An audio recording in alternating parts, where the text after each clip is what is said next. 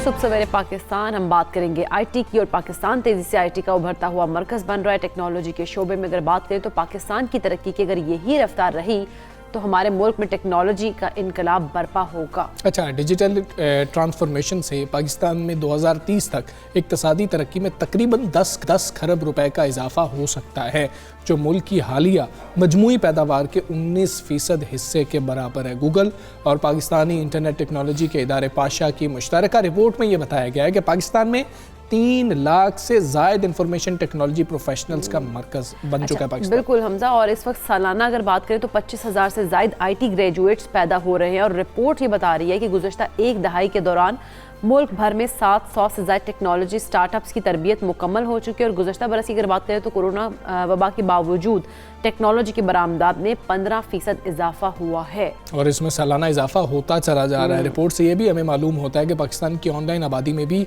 तेज़ी से इजाफा नोट किया जा रहा है और रवां साल ही इंटरनेट के इस्तेमाल की शरह 54% बढ़ गई है। रिपोर्ट में हुकूमत को तजावीज़ भी कुछ दी गई हैं कि आईटी सेक्टर की बरामदात के लिए साजगार माहौल भी बनाया जाए और मुल्क में डिजिटल स्किल्स को फ़रोग देने के मंसूबे भी शुरू किए जाएँ। जी हाँ जी, ये सारी सूरत हाल है और टेक्नोलॉजी की दुनिया में देखें तो पाकिस्तान जो है बहुत ज़्यादा तरक्की करी जा रहा है माशाल्लाह से। बिल्कुल, और इसी पर हमने बात करनी है। चेयरमैन वज़ीर आज़म टास्क फोर्स बराई सैयद अहमद साहब हमारे साथ मौजूद हैं। सैयद अहमद साहब अस्सलाम वालेकुम, गुड मॉर्निंग।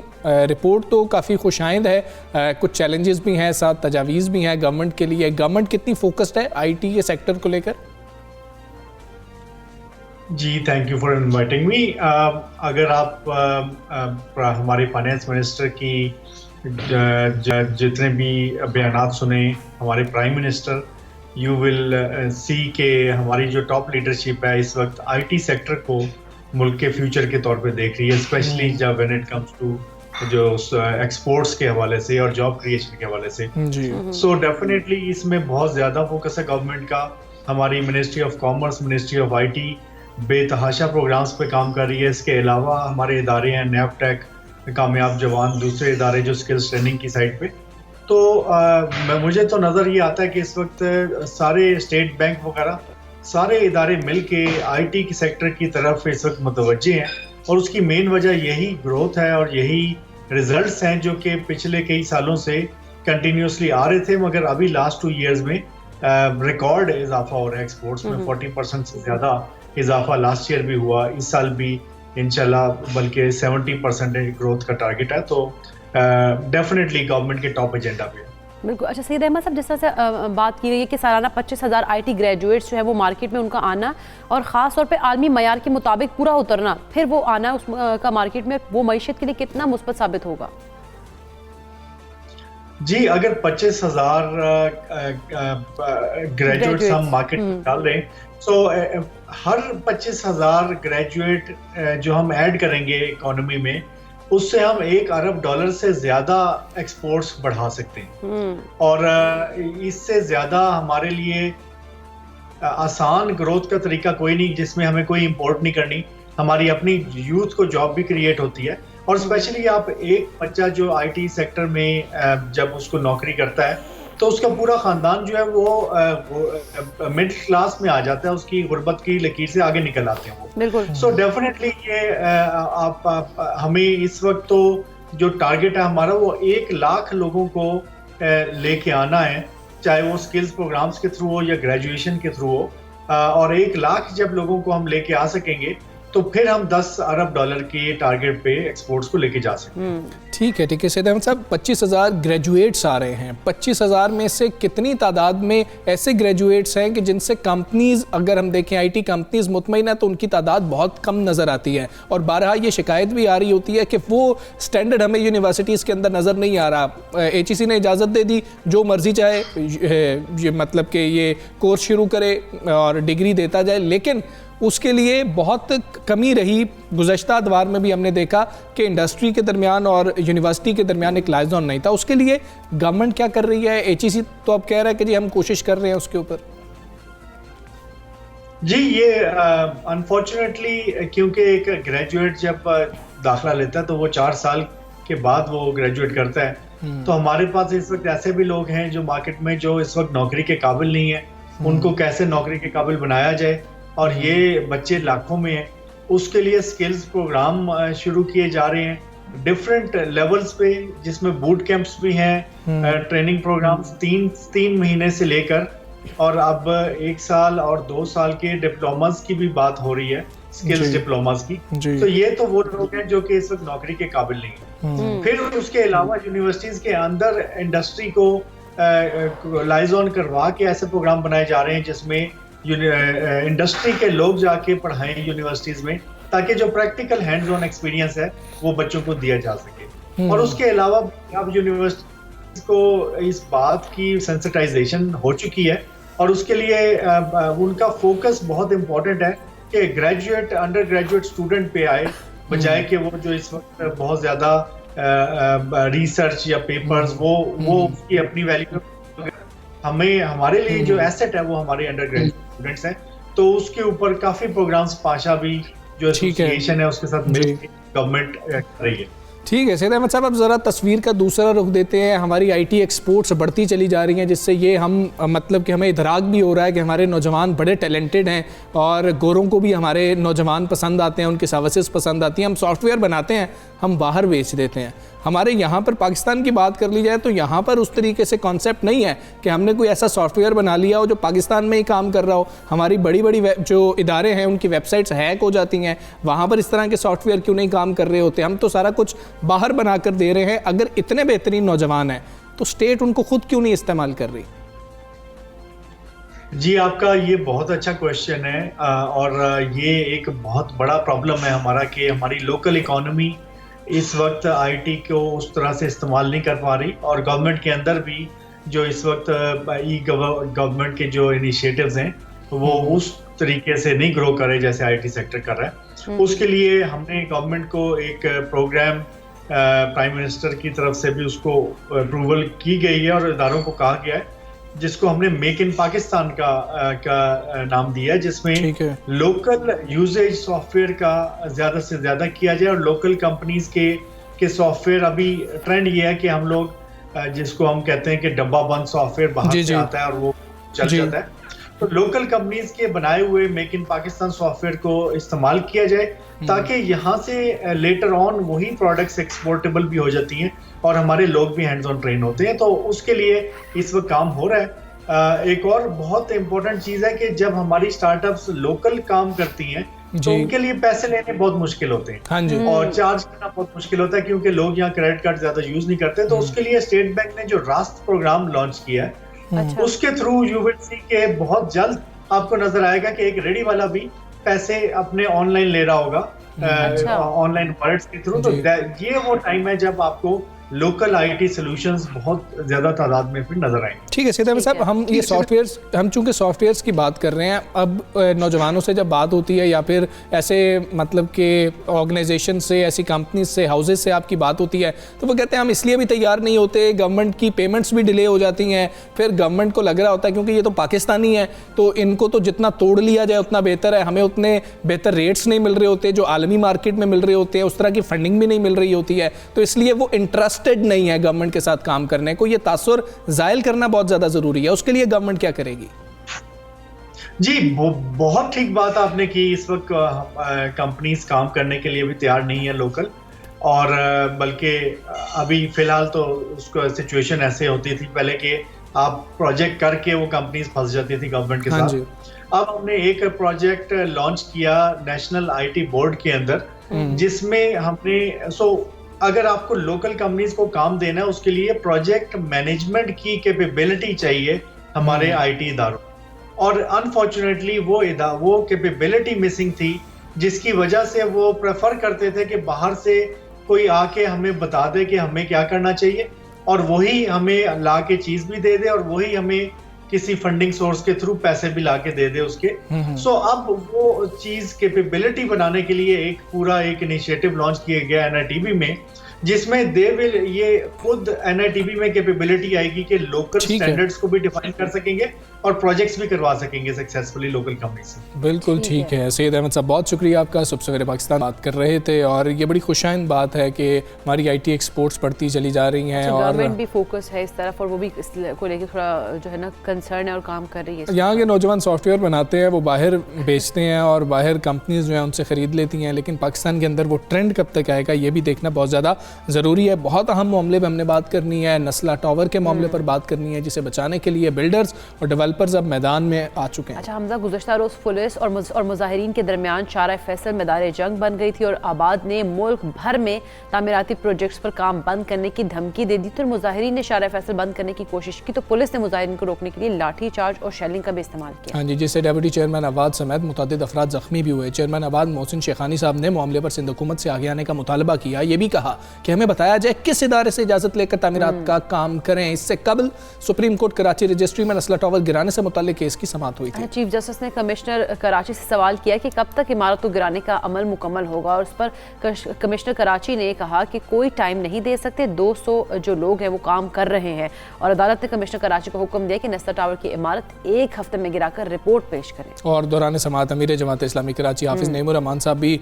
वहाँ पर मौजूद थे। अदालत से उन्होंने कहा कि सर सिंध हुकूमत को मुआवजे का ऑर्डर कर दें। चीफ जस्टिस साहब ने हाफिज नईमुर रहमान साहब पर बरहमी का इजहार करते हुए कहा कि आपको क्या दिलचस्पी है इस इमारत में, यहाँ सियासत नहीं चलेगी, आपको अभी तौहीन अदालत का नोटिस दे देंगे। हम ये सारी सूरत बिल्कुल ऐसे ही, इसी पर हम बात करेंगे। फिरदौस शमीम नकवी साहब मौजूद हैं। अस्सलाम वालेकुम, गुड मॉर्निंग फिरदौस शमीम नकवी साहब। जिस तरह से अब सुप्रीम कोर्ट के भी ऑर्डर्स हैं, उसके बावजूद हमने देखा कि गुज़श्ता रोज़ इतना मतलब मसला कर दिए, मुजाहिरीन भी आ गए वहाँ पर और जिस तरह से पुलिस की जानिब से भी उनके ऊपर फिर शेलिंग भी होती रही। लेकिन आपके ख्याल में मसला आखिर है क्या, क्यों नस्ला टावर को जो है गिराया नहीं जा रहा और ये मजीद उलझता ही जा रहा है?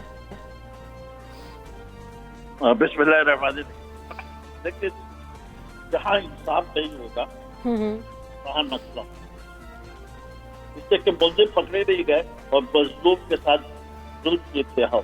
जी, इस पूरे केस पे मजलूम वो हैं जो वहाँ से रिहायश दुरुस्त, जिन्हें देखा कि सिंध बिल्डिंग कंट्रोल अथॉरिटी के अप्रूवल से नक्शे पास हुए हुए थे, अखबारों में इश्तिहारात छपे नस्ला टावर उन्हीं में ये समझते हुए वो अखबारात में इश्तिहार छप नहीं सकता जब तक उस पर NOC का नंबर था। ये कानून कहता है। एक आम शहरी को अब कैसे पता चले कि ये बिल्डिंग जायज है या नहीं? उन्होंने अपना इन्वेस्टमेंट किया और इतने अर्से में उसकी कीमत भी बढ़ गई। उनको बगैर सुने में, बगैर उस बिल्डिंग कंट्रोल अथॉरिटी के चेयरमैन कंट्रोलर को कोई सजा मिलेगी, सजा मिल गई वो 50 के करीब वकीलों को। ना उनको मुताबादिल जगाए दी गई, ना उनको फाइनेंशियल कंपनसेशन दिया। अदालत ने पहले उनको पैसे दिलवाने चाहिए थे, फिर तोड़वाना चाहिए। ये इंसाफ नहीं है। चाहे जस्टिस गुलजार साहब कुछ भी कहें, ये इंसाफ नहीं। ये शहर कराची के साथ भी इंसाफ नहीं है। इस शहर कराची के अंदर अगर इंतजामिया सही काम नहीं कर रही तो शहरियों को सजा देना। चाइना कटिंग हुई, किसी को सजा नहीं। नाजायज बिल्डिंग बनवाती है बिल्डिंग कंट्रोल अथॉरिटी, वहां से रोकने वालों के लिए न मजिस्ट्रेट को सजा होती है, न वहां के अफसरान को। मंजूर काका जैसे लोग बाहर चले जाए। आपकी आधी बिल्डिंग कंट्रोल अथॉरिटी टोरंटो शहर की बात ही होती है। इकबाल यहाँ कमाते हैं, जायदादें वहां बनाते हैं। ये किस तरह काम चल रहा है और ये 14 साल से नहीं चल रहा। 14 साल से तो ये जिम्मेदार है। ये बिल्डिंग कंट्रोल अथॉरिटी का बेड़ागर्क जो हो रहा है वो उस दौर से हो रहा है जब एक्टिव के पास ये इख्तियार का शहर करा। ये इसके अंदर जब से सियासी इन्वॉल्वमेंट हुई, ब्यूरोक्रेट्स को उसका काम करने देना चाहिए, पॉलिसी जो है सियासतदान बना। ठीक है फिरदौस शमीम नकवी साहब, आप जिस तरह से फरमा रहे हैं कि ये इंसाफ नहीं है, और दूसरा यही बात हो रही है कि एक शिक पर अमल कर रही है सिंध गवर्नमेंट, दूसरी शिक पर अमल नहीं कर रही है, कंपनसेशन नहीं मिल रही है, लोगों को पैसे नहीं मिल रहे, लोग बेचारे क्या करें, मजलूम हैं, वो मुजाहरा करने पर मजबूर हैं, उनके सरों से छत जा रही है। हाफिज़ नईमुर रहमान साहब सामने आए, अदालत ने उनको भी थोड़ा सा झड़क दिया, सख्त रिमार्क्स अदालत की जानिब से सामने आए। ऑपोजिशन क्या किरदार ऐसी सूरत में अदा कर सकती है? आपको क्या लगता है किस तरह से सिंध हुकूमत को प्रेशर में लाया जाए कि जी कि आप लोग क्या कर रहे हैं, लोगों को कम अज़ कम उनसे जो अब छत जा रही है तो उनको कंपनसेट तो कर दिया जाए, कोई लाएअमल बनाया जा सकता है? जी, सिंध गवर्नमेंट को बड़ा स्ट्रेस है, उनके पास सुप्रीम कोर्ट ऑर्डर करे, स्टेट बैंक ऑफ पाकिस्तान को इतने पैसे जो कंपनसेशन है इसके NFC अवार्ड से काट के कोर्ट के अकाउंट में जमा कराए और बाद में तमाम लोगों को दे दिया जाए। इतना आसान है, कोई इतना मुश्किल तो नहीं। अब बात यह है कि देखिए जो फैसले होते हैं, शहर कराची में पहली जो बिल्डिंग तोड़ी गई वो राज पार्क तोड़ी गई, मैं उससे खड़ा हुआ, मैं जाके बिल्डिंग के सामने बैठ गया था, मैं कहता था इसको लीगलाइज तरीके से किया जा रहा है, ना इसको स्ट्रक्चरली सेफ तरीके से किया जा रहा है, ना इस पे जिन लोगों ने बुकिंग की है उसके 450 लोग थे, उनमें उस वक्त तक तकरीबन 176 करोड़ रुपए दे चुके, बिल्डिंग में रहते हुए थे, इनको पहले कंपनसेट करो। इस बात को किसी ने लाइक कीजिए, ये सब बिल्डर हूँ, मेरा कोई इंटरेस्ट नहीं, मेरा कोई इंटरेस्ट। ठीक। दूसरा जो उसी जगह डिमोलिशन हुई है वो अलादीन पार्क, ठीक है, पार्क शहर कराची पार्क से महरूम हो गया। ये माना कि उसकी नीड खत्म हो गई कि आपको पार्क देना चाहिए था किसी और पार्टी को ऑप्शन कर। बिल्कुल ठीक है। फिरदौस शमीम नकवी साहब, बहुत शुक्रिया आपका। सबसे वक्त से आप बात कर रहे थे नस्ला टावर का जो मामला है उस पर वो गुफ्तगू कर रहे थे। हम आगे चलेंगे, आपको बताएंगे मुजफ्फराबाद में मस्जिद नबवी सल्लल्लाहु अलैहि वसल्लम की तर्ज पर जामा मस्जिद खादिमुल हरमैन शरीफैन सऊदी अरब के शहजादे की तरफ से बतौर तोहफा आज़ाद कश्मीर के अवाम के लिए अतिया की गई है। जामिया मस्जिद खादिमुल हरमैन शरीफैन आज़ाद कश्मीर के दारुल हुकूमत मुजफ्फराबाद में कदीमी जामिया मस्जिद ईदगाह की जगह तामीर की गई है। हाँ जी, और मस्जिद में नमाज पंजगाना और जुमातुल मुबारक में बड़ी तादाद में नमाजी शामिल भी होते हैं। मुजफ्फराबाद से सरफराज मीर हमारे जो नुमाइंदे हैं इस मस्जिद में हमें बता रहे हैं। जी सरफराज।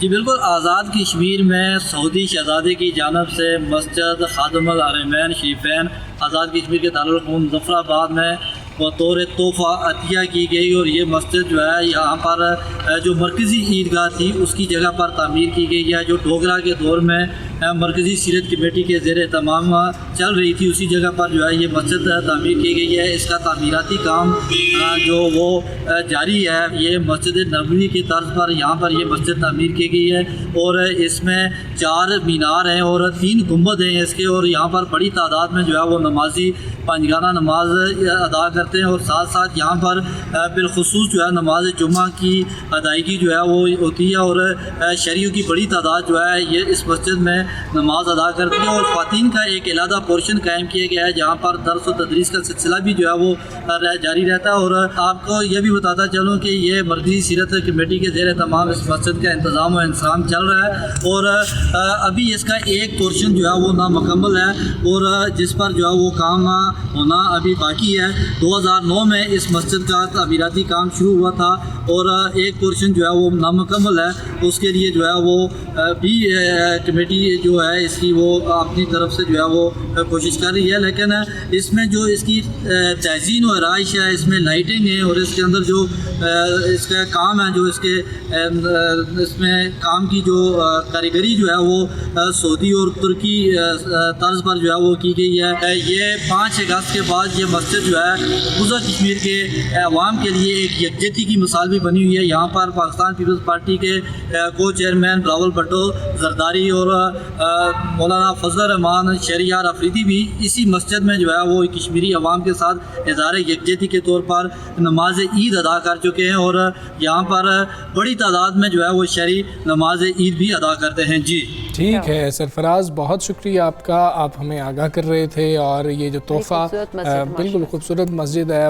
और तोहफ़े के तौर पर मिली है मुजफ्फराबाद के अवाम को, यकीनी तौर पर ये एक बेहतरीन तोहफ़ा है उनके लिए। और जिस तरीके से वो मकबूजा कश्मीर के अवाम के हवाले से कह रहे थे कि उनसे इज़हार यकजहती के लिए भी यहाँ पर लोग आते हैं, नमाज भी अदा की जाती है। और फिर बिलावल भुट्टो जरदारी भी वहाँ पर गए थे, मौलाना फजल रहमान भी, शहरियार अफरीदी भी वहाँ पर गए थे। और मस्जिद में नमाज पंजगाना और जुमातुल मुबारक की बड़ी तादाद में जो है जब नमाज हो रही होती है तो बड़ी तादाद में नमाजी शामिल भी हो रहे होते हैं। ये वो अच्छे तोहफे हैं जो मिलते हैं और ऐसे तोहफे मिलते रहने चाहिए।